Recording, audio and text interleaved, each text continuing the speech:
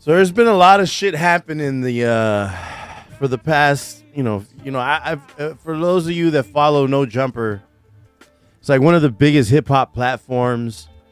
Um, it's really dope. I mean, it used to be really dope, and a lot of the staff started leaving. And then a lot of allegations started coming out against Adam 22. And he started firing people and shit. There was a lot of shit that just going on. And I mean, crazy shit is, I'm actually homies with Lush One, so watching him get fired on camera to me was super fucked up. And it made me angry. You know, when you watch your homie, something bad happen to your homie, and you're like, what the fuck, bro? That's how I had the reaction, and it made me feel like I was watching it live, bro. And I was like excited for Lush because he's gonna get to rap and shit and do the whole verse and whatever. And I felt fucking bad for him. Like, what the fuck, bro? Like, I don't know. I don't like the narrative that got built around him on the show. And, so at first, the whole situation happened. There's a whole situation that happened with House Phone, in which he got outed for allegedly fooling around with a transgender girl. And so he got outed on this interview, and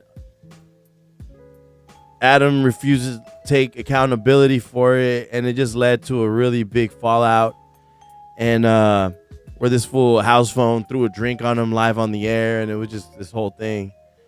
And then it just like the whole fucking internet, Adam's whole world has been essentially caving in on him.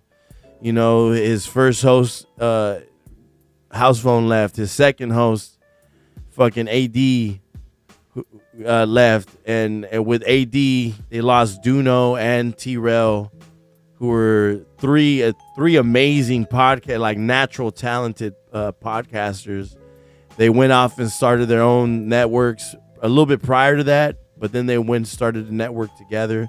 House Phone with his show on Thursdays that used to be called Disconnected. They got a new show called Reconnected, and that's the same cast from Disconnected on their new network, Biggest Bros. Right? Ahsoka, out. Out.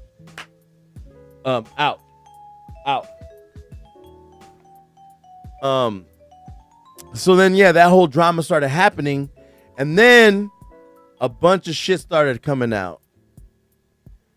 This stuff like, allegedly he was messing around with girls that was younger than him, or either that or grooming them. And also he was like allegedly fooling around with girls while on tour with Lil Pump, and Lil Pump was 16. And he was fooling around with some of the same girls that was in Lil Pump's whole thing.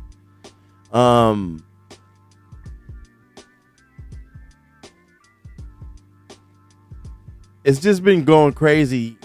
But my biggest issue with this whole thing, one, is how they fired Lush. Two, is that he's bringing like Destiny. Padme, Ahsoka.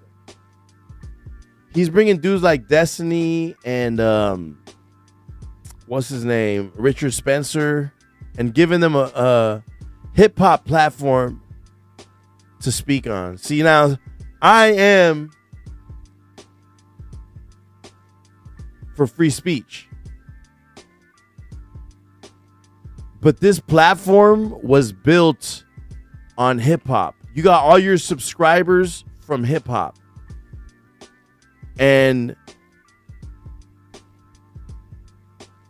you can't just pivot. That's what happens with a lot of like white rappers. That's why, I have my opinions about Eminem, but he's never pivoted on the culture. You know what I mean? He's never used hip hop and then pivot to start doing rock music like MGK, Yellow Wolf. You know, I fucking, I don't know. It makes me feel uncomfortable to be watching. You know, he should have just started his own other channel with these fucking idiots. Nick Fuentes, Richard Spencer. I'm okay with them having their platforms given back to them. And I'm also okay with you starting a platform separate from this. But you got this straight white supremacist talking on a network with historic black artists interviews.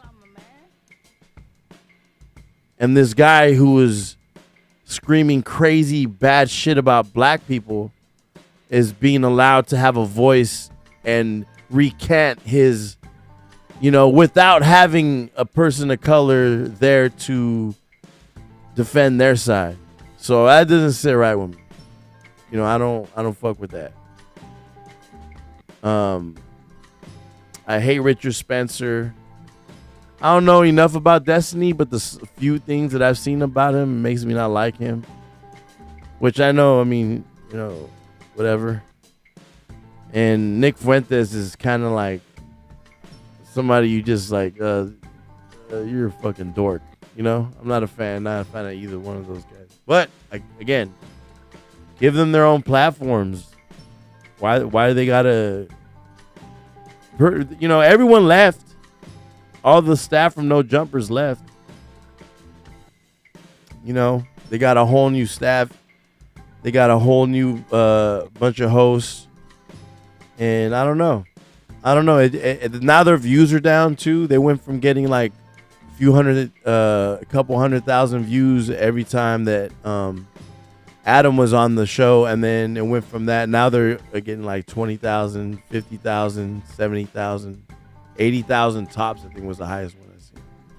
And it literally goes like, boom, the last show with AD in them. And then the next one is like without it. And it's from there, it's just all down. That's crazy.